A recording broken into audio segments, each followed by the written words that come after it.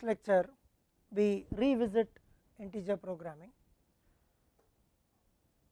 In the previous lecture I had actually wound up the course with a treatment on quadratic programming. Now we are going to revisit integer programming, largely due to some feedback that I have received and the need to look into integer programming algorithms in little more detail. In earlier lectures we had seen 3 algorithms for integer programming, and these 3 algorithms are the Gomori cutting plane algorithm, the all integer dual algorithm,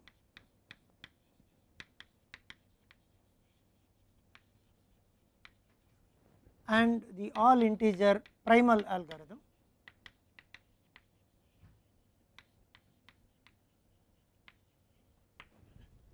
In addition to these 3 algorithms, we have also seen branch and bound algorithms to solve integer programming problems.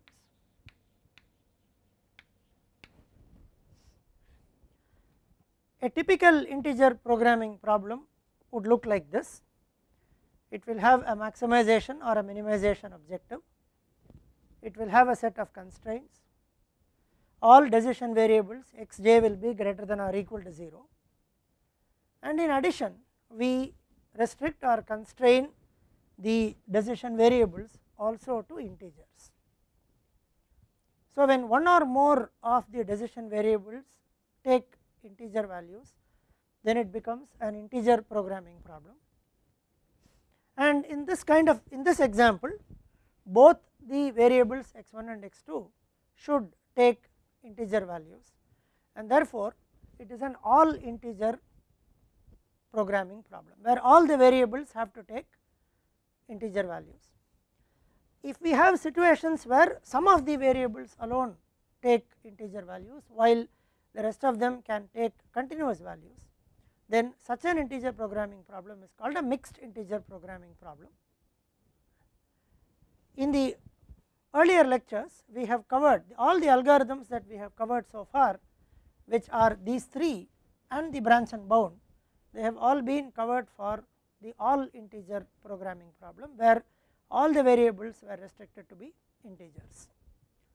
Now in this lecture and in continuing lectures we will also look at algorithms that address mixed integer programming problems in addition to addressing or revisiting the all integer algorithms that we have already seen.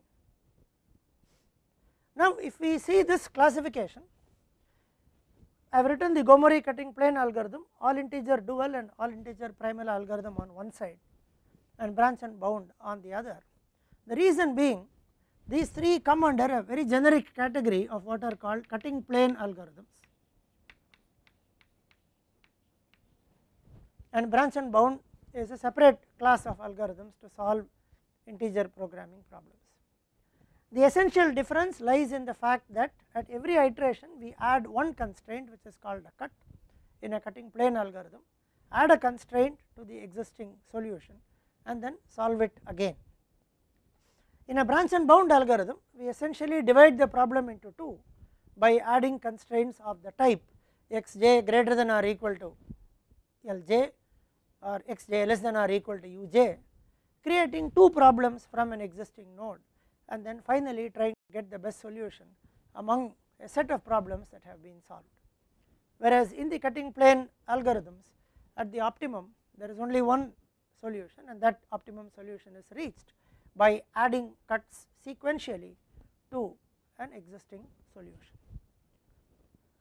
So let us go back to these 3 types of cutting plane algorithms, and we also observe that the cuts that we have seen earlier are different for each type of the algorithm. So what we will do is we will simply revisit the problems that we have done, try and redefine the cut, and then try and address a question: is there a generic expression for a cut? Can we have something called a fundamental cut from which each of these cuts can be derived? So we will do a derivation for a fundamental cut and then show that each of these cuts can be derived from the fundamental cut under certain problem conditions. And then we will also revisit a few things as to the significance of how we get the all integer dual cut and the all integer primal cut. So let us go back to the example that we have already seen. We have used the same example in the earlier lecture when we did the Gomori cutting plane algorithm as well as the all integer primal algorithm. We used a different example for the all integer dual algorithm. The all integer primal algorithm essentially requires a maximization problem with less than or equal to type constraints and non-negative or positive values on the right hand side. So such problems can be solved comfortably using an all integer primal algorithm, irrespective of the objective function, whether it is maximization or minimization, irrespective of the type of constraint, the Gomori cutting plane algorithm can be applied. So we had used this example to explain both the Gomori cut as well as the all integer primal cut. Now before we actually get into the derivation of the Gomori cut, let us also try and understand how a cutting plane algorithm works in general. So if we have a general integer programming problem, let us say, now let us say it is an integer programming problem with two variables x1 and x2. Now let us assume that these are the integer points. Let us say the LP optimum is somewhere here,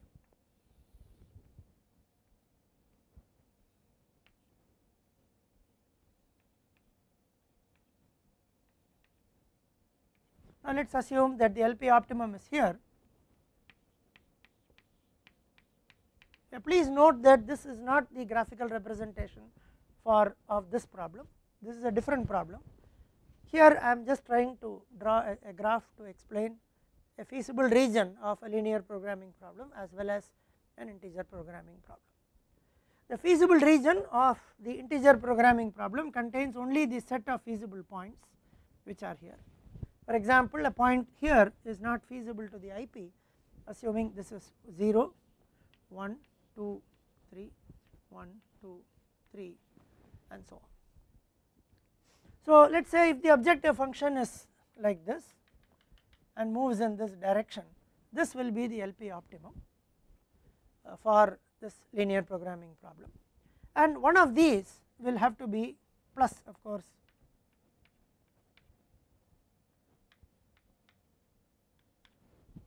have to be the optimum solution to the integer programming problem. So in a cutting plane algorithm, what we essentially try to do is to try and introduce constraints which are in the form of cuts, such that these cuts or constraints remove a certain area from a feasible region, assuming 2 dimensions, or assume certain space from the feasible region for higher dimensions, and then at the end of it, when we continue to solve LPs, at the end of it the LP optimum will be an integer solution. So that is the fundamental idea behind a cut. For example, one could have a cut like this. If there is a cut which is like this,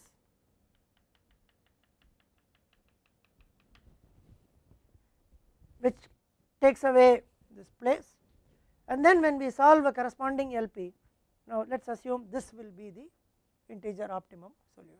So the purpose of the cut is to keep chopping off or keep removing areas from this, such that at the end of it a counterpoint solution to an LP will be an integer point.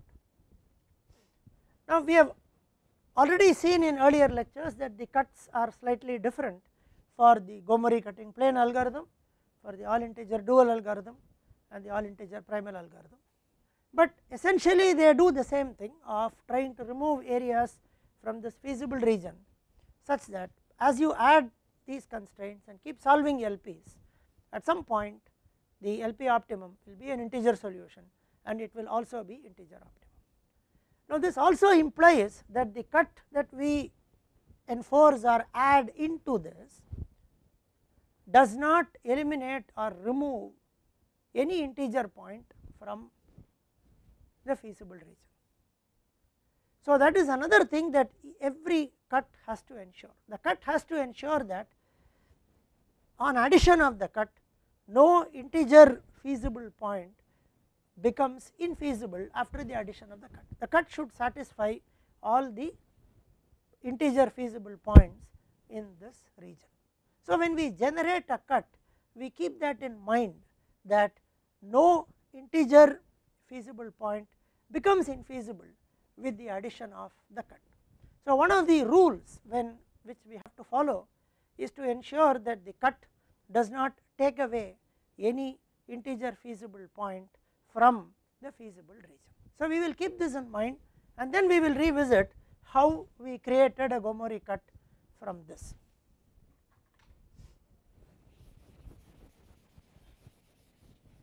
Now, let us go back to the problem that we have already solved using the Gomori cutting plane method. Now, this is the LP optimum table that we have already seen in a previous lecture, using a slightly different notation for the simplex algorithm, and we have already seen this notation also in the earlier lecture. So, this is the LP optimum to this problem. So, the LP optimum has x1 equal to 28 by 9, x2 equal to 133 by 45, and the objective function value is 273 by 45 or 91 by 15. Now, what we have done is we have solved the linear programming problem, which means we have left out this integer part, and we have just solved the problem up to xj greater than or equal to 0. We already know that if the LP optimum has integer valued solutions, then it is optimum to the integer programming problem as well. But now the LP optimum is not feasible to the IP, because both x1 and x2 have fractional values. So, 28 by 9 and 133 by 45, which are not integer values. So, we have to now solve the integer programming by adding suitable cuts. So, when we worked on the Gomori cut, we followed a simple principle whereby we could either frame a cut based on this row or x1 row, or we could get a cut based on the x2 row. Now, we followed a general guiding principle that we will generate a cut from a row or through a variable that has the largest fractional component. So, the fractional component of this is 1 by 9, this is 3 plus 1 by 9. Fractional component of this is 43 by 45, this is 2 plus 43 by 45. So, this has a larger fractional component, and therefore, we said we will get a Gomori cut out of this. So, let me spend a couple of minutes once again explaining the Gomori cut, so that we also understand the context of the Gomori cut when we derive a general expression for a cut. So, we go back and rewrite this. We rewrite this as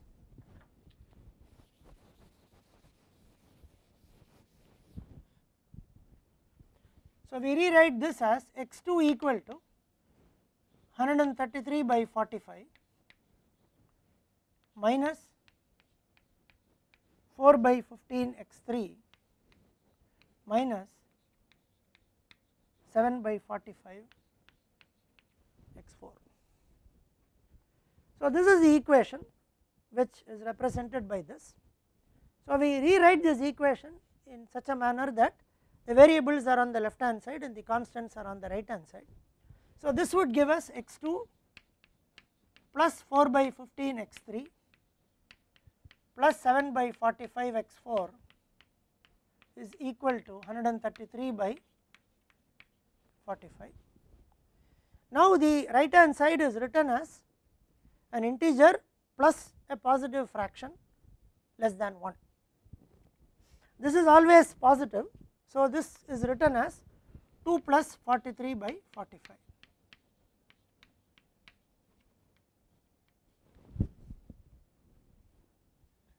Now, because this is an all integer algorithm with all coefficients integers and the right hand side integers, x1 and x2 have to be integer valued at the optimum. Therefore, the slack variables x3 and x4 that we have introduced, which are here, should also have integer values at the optimum.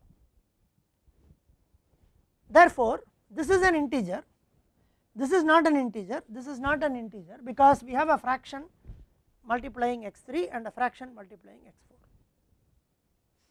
So, what we do now is we keep this as it is. If there is an integer, we keep this. The coefficient here happens to be a fraction less than 1.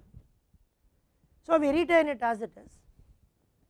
If the coefficient were a number which is positive and greater than 1, then we write this as an integer plus a positive fraction less than 1. For example, if this were 24 by 15 x3, this would have been written as x3 plus 9 by 15 x3. If this were 47 by 45 x4, this will be written as 1 plus 2 by 45 x4 or x4 plus 2 by 45 x4. Integers are written exactly as integers. Now, the next question is what happens if you have negatives? If this were minus 4 by 15 x3, then this has to be written as an integer plus a positive fraction less than 1. So, if this were minus 4 by 15 x3, this will be written as minus x3 plus 11 by 15 x3. If this were minus 7 by 45 x4, this will be written as minus x4 plus 38 by 45 x4. So, this should always be written as an integer plus a positive fraction less than 1. It turns out that there is the integer component is 0 and the positive fraction less than 1 is 4 by 15 here. So, it is written as 4 by 15. Similarly, this is written as 7 by 45. So, now what we do is we keep the same thing again and then we try and look at the left hand side as well as the right hand side.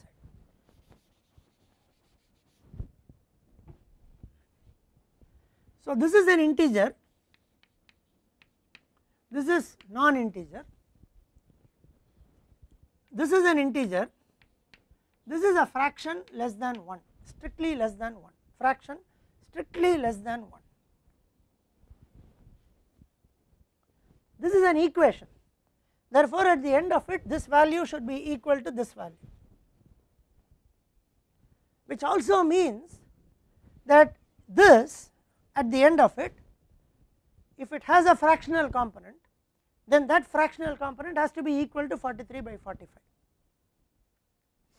At the same time, this is an integer, this plus this should have a fractional component of 43 by 45, but this can be 1 and 43 by 45 or even 2 and 43 by 45, it can be anything like that.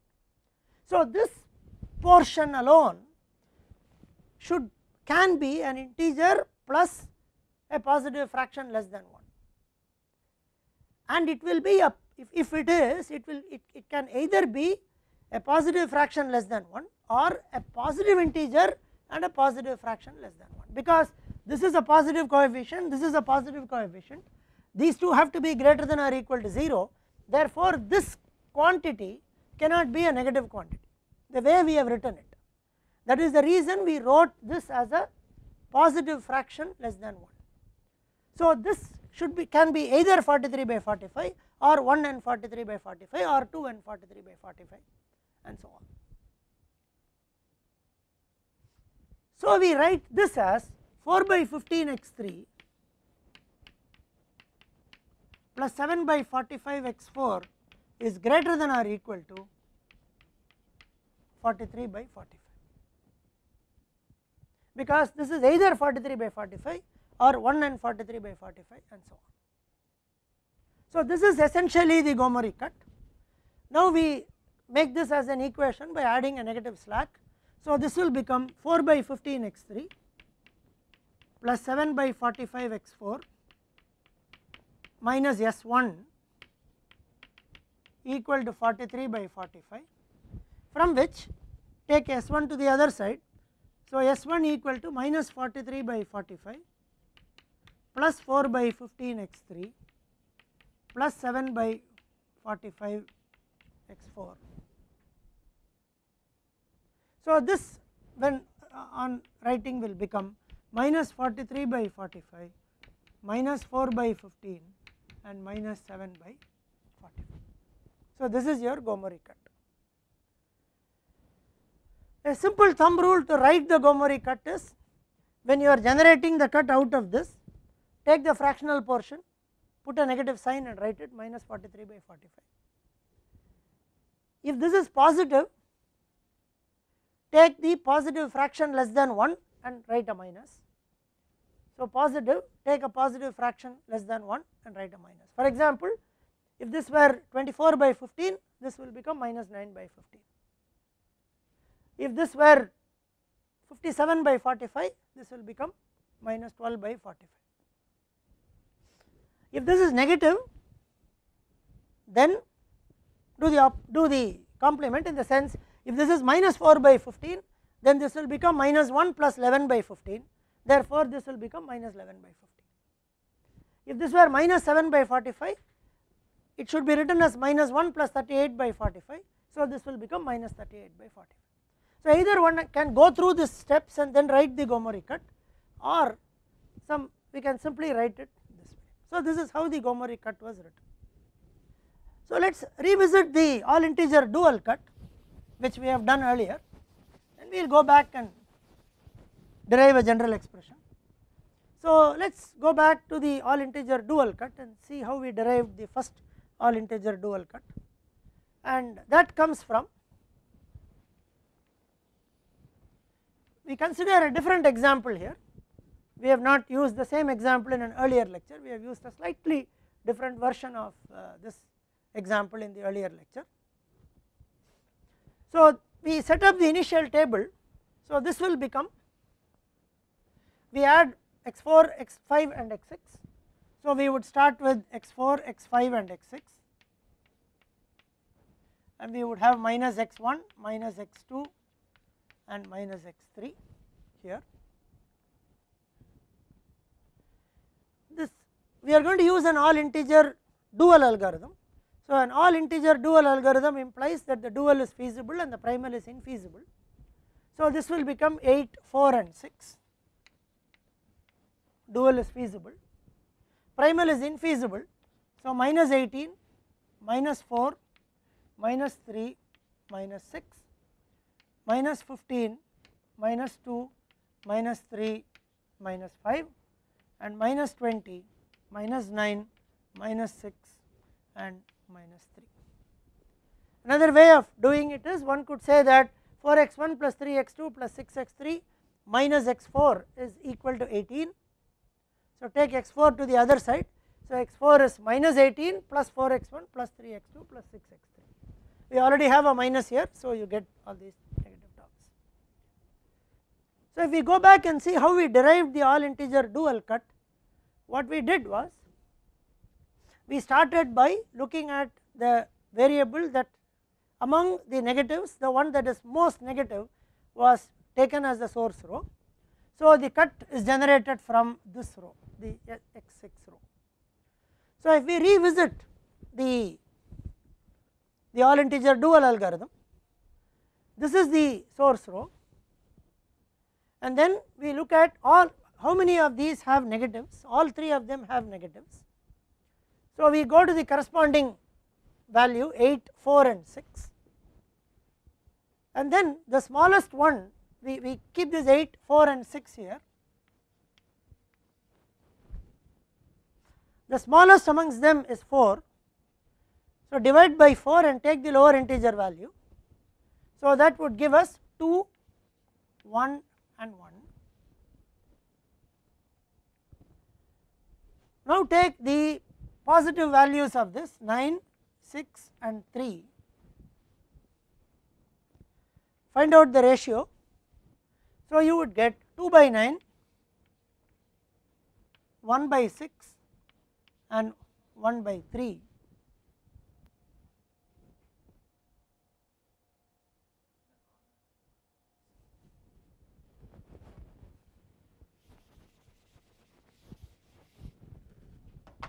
So, take the 3 values 8, 4 and 6. So, we have the values 8, 4 and 6, let me write it here. The smallest among them is 4. So, divide by 4 and take the lower integer value. So, you get 2, 1 and 1, 1 comes because 6 by 4 has a lower integer value of 1. Now write the corresponding numbers here with a positive sign. So 9, 6 and 3. Remember we have considered only those that are negative. So write them with a positive sign. Now divide them to get 2 by 9, 1 by 6, 1 by 3 and take the minimum of these. So 1 by 6 is smaller than 1 by 3. Now 1 by 6 is 3 by 18, 2 by 9 is 4 by 18. So the minimum is at 1 by 6. So take 1 by 6, multiply the source row with 1 by 6, take lower integer values and write the cut. So your cut will become S1 variable 20 by 6 or minus 20 by 6, lower integer value is minus 4, minus 9 by 6, lower integer value is minus 2, minus 6 by 6, lower integer value is minus 1, minus 3 by 6, lower integer value is minus 1. So you have generated the all integer dual cut and then you leave this variable out, this is the leaving variable and this is the entering variable. Pivot has to be minus 1 in an all integer dual algorithm and these two are, they have a pivot of minus 1. Amongst all those that have pivot of minus 1, pick the one which has the smallest value of the dual, therefore this is the entering column, this is the leaving row and one could do the iteration for the all integer dual algorithm. So now we have seen the way two cuts are generated, we have seen the way the Gomori cut is generated here for a different problem, we have also seen the way the all integer dual cut is generated. So now let us ask a question, is there a general way by which we can tie up all these cuts and have a single formula or a single mechanism by which one can generate these cuts? So we try and solve that using we try and address that using a small derivation which I am going to do now. So let us assume that xi is equal to b naught minus sigma aij xj summed over j. Now essentially there is a source row from which we are generating the cut. If we look at a Gomori algorithm, this is the source row, the row that has the largest fractional value. If you look at the all integer algorithm, this is your source row, the one that has the most negative value amongst the infeasible values. So the source row is written in this form. In fact, when we wrote the Gomori cut, that is exactly what we did, we first wrote the source row. So this is a variable xi from which we are going to generate a cut. So in this case it will be x2 equal to b naught is 133 by 45, the aij xj are these 4 by 15 x3 and 7 by 45 x4. So you can write the source row this way, where b naught is your right hand side, the xi is a basic variable that is expected to be an integer, right now it is infeasible. So now what we do from this is multiplying by h not equal to 0, multiplying by h not equal to 0, it is an equation. So we could have sigma h aij xj plus h xi is equal to h b0. So I am bringing the aij xj to the other side. Right now h is not equal to 0, it is an equation, so h can even be negative, but later we are going to have only positive values of h. Now since all xj greater than or equal to 0, we can now write this as absolute value of h sigma aij xj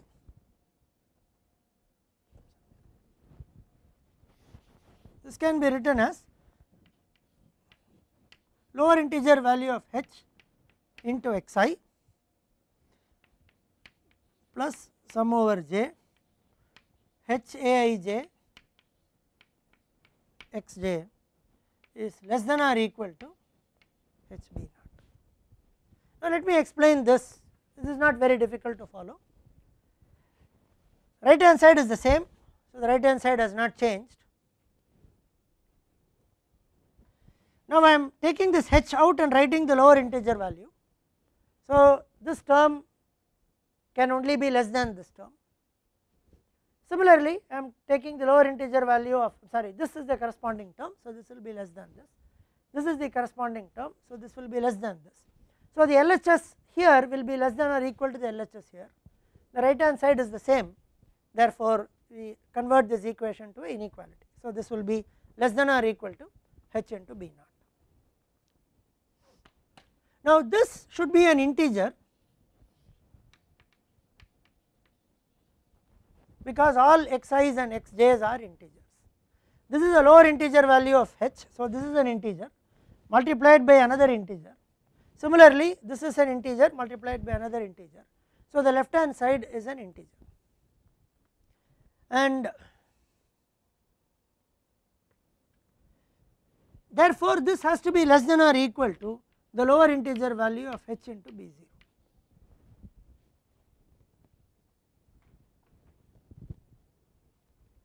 This already holds, so all you do is take a lower integer value of this, therefore this will also hold.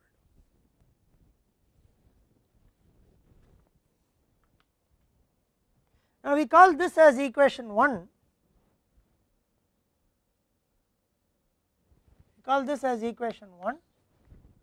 and we call this as equation 3.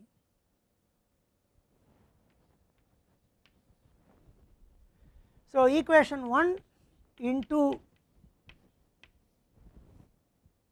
lower integer value of h minus equation 3 would give us sigma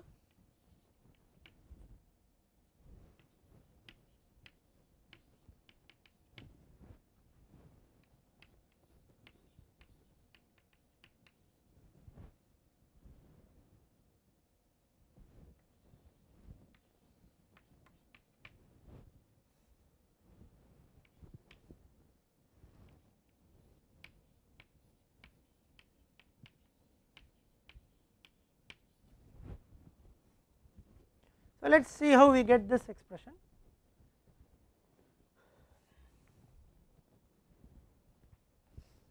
So multiplying the first one by h, which means you are taking this to the other side.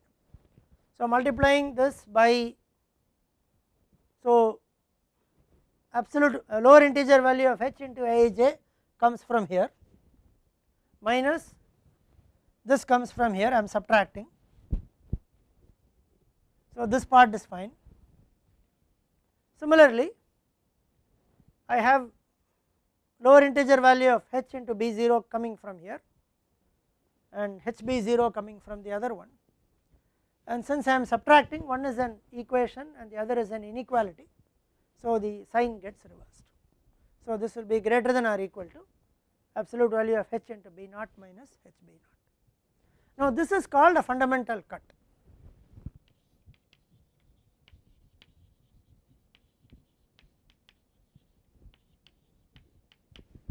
This is called a fundamental cut.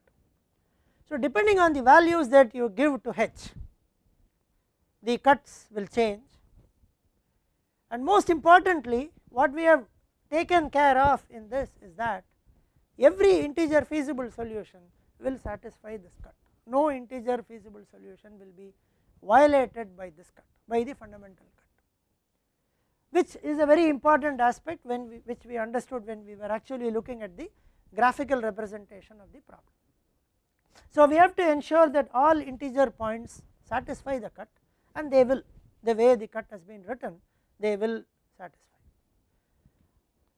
Now different values of h would give us different cuts depending on the algorithm that we are using. So now let us try and look at the Gomori cut from this. Now when you look at the Gomori cut from this, you realize h is equal to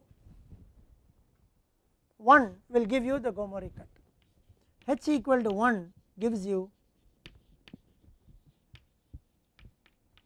will give you the Gomori cut. Now how do we check that? The Gomori cut that we wrote from here to this, the Gomori cut was actually 4 by 15 x3 plus 7 by 45 x4 is greater than or equal to 43 by 45 is the Gomori cut. Now go back to this expression, B naught is 133 by 45. So this is 1. So this is 133 by 45 minus lower integer value of 133 by 45, which is 2. So 133 by 45 minus 2 is 43 by 45, which comes here. Now go back to these, then you realize that this is Aij minus lower integer value of Aij. So the fractional portion was 4 by 15. So 4 by 15 minus lower integer value of 4 by 15 is 4 by 15. Therefore you got the 4 by 15. Similarly, 7 by 45 minus lower integer value of 7 by 45 is 7 by 45, because lower integer value is 0. So you got this. So whenever, that is why we use this, whenever this is a positive fraction less than 1, it automatically gets the negative sign. If this were 24 by 15, then it would have become 24 by 15 minus lower integer value of 24 by 15, which is 1, and 9 by 15, which is what we would have done with a minus sign. So this is the left hand side. If it were a negative, if this were minus 4 by 15, then this will become minus 4 by 15 minus lower integer value of minus 4 by 15. So this would have become minus 4 by 15 minus minus 1. So minus 4 by 15 plus 1, 11 by 15, which would have come as a negative sign as 11 by 15. So the left hand side of the Gomori cut comes from this, with h is equal to 1 would directly give us the Gomori cut. Now other values of h will suitably taken would give us other cuts. Now if we actually observe this and see what we do here, we used in this case h is equal to 1 by 6. If you remember, right, this is the value that we used. So let us try and substitute 1 by 6 and see whether we get this cut. Now what happens when you use h is equal to 1 by 6? Lower integer value of 1 by 6 is 0. Therefore what happens? This will go, this will remain, this will go, and this will remain. B naught was minus 20. So you got B naught is minus 20, you got minus of lower integer value of minus 20 by 6. I hope we are doing all right. B naught itself is minus 20. So minus 20 by 6 has a lower integer value of minus 4, with a minus sign would give us a plus 4, which later on substitution would give us this minus 4. Or when we move to the other side of the equation, you will get that value. So this does not exist. When h is a positive fraction less than 1, this term goes, this term also goes. Now similarly you can see that in all of these, the lower integer value of h into Aij is the one that remains. Now the Aij values are minus 9, minus 6, minus 3, h is equal to 1 by 6. So lower integer value on multiplication is exactly what we did. So minus 9 by 6 has a lower integer value of minus 2, minus 1, minus 1, and that is how the cut is formed. So in this particular example, the cut comes from using h is equal to 1 by 6. In a similar way, we can actually explain the all integer primal algorithm, and the corresponding primal cut also is something that we can easily explain, which we can also do it for a moment. So if we were to apply the all integer primal algorithm to this, the table will look like this. We would add x3 and x4. So we would start with x3 and x4 here, and we would have minus x1 and minus x2 here. This is a primal algorithm. So dual will be infeasible, primal will be feasible. So we would have got a minus 1 and a minus 1 here, and then this will become plus 7 and plus 7 here. So x3 So this will become 7x1 minus 5x2 plus this. So this will become 7x1 minus 5x2 plus x3 equal to 7, x3 equal to 7 minus 7x1 plus 5x2. So therefore this will become 7 and minus 5, this will become 12x1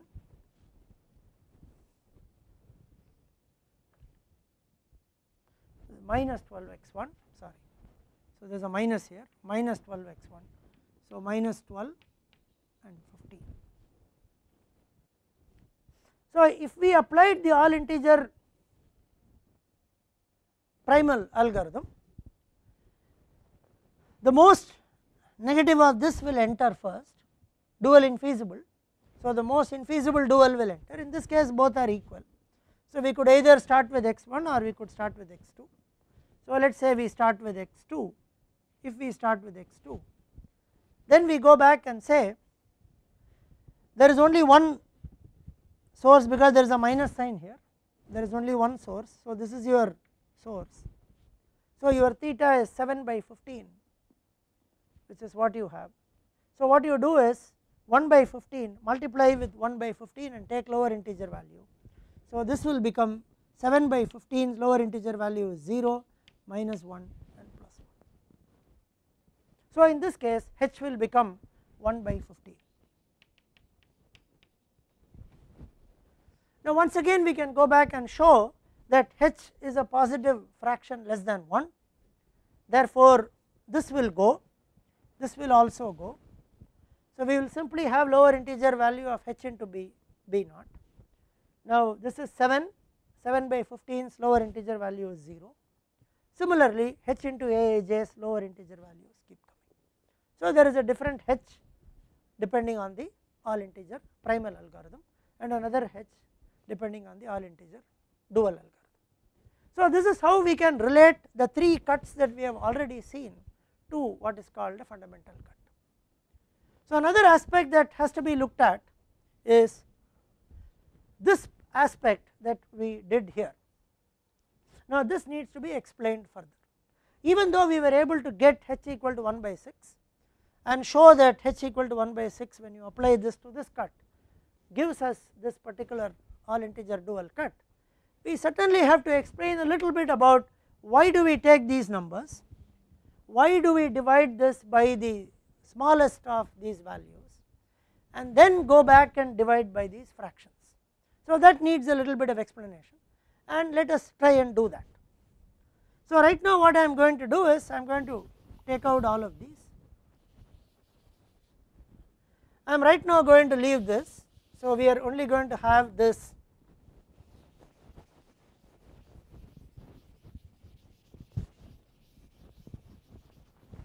the original problem that is represented in the simplex table. Now we need to add a cut which is called an all integer dual cut. Now what do we want? Right now the way this table is written in the all integer dual algorithm, this is a minimization problem with all positive coefficients, all constraints of the greater than or equal to type. So perfectly amenable for the all integer dual algorithm. A simplex table will give you a dual feasible and a primal infeasible solution, which is what is shown here. Primal is infeasible, dual is feasible. Now assuming that we are solving LPs, linear programming problems, what do we want? We want at the end a simplex table where these are positive or non-negative, which means primal is feasible as well as dual is feasible. So any dual algorithm, number one is we want to maintain dual feasibility. So first one is any dual algorithm should maintain dual feasibility.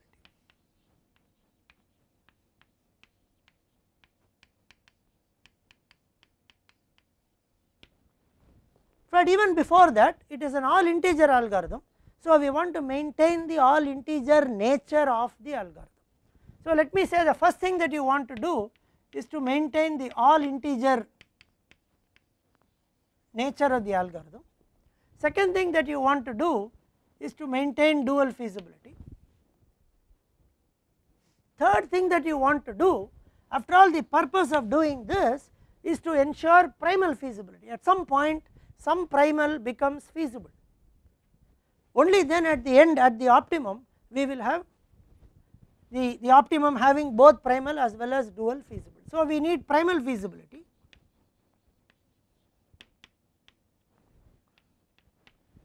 And fourth of course is we want the objective function to increase or decrease depending on whether it is maximization or minimization. We want a large increase or decrease, so we are concerned about the objective function also.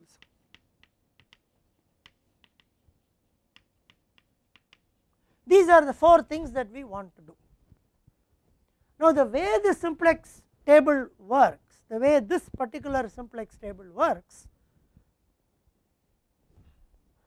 now let us simply write this cut for a moment, assuming h equal to 1 by 6.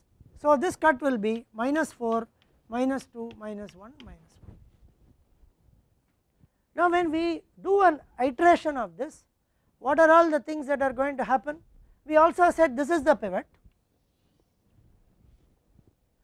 Pivot row is divided by the pivot element, therefore this will become positive. Pivot is minus 1, so when the pivot is minus 1, when you divide every element of the pivot row by the pivot, the integer character of that row is maintained. The pivot column becomes divided by the negative of the pivot, so the pivot itself is minus 1, so you are dividing it by plus 1.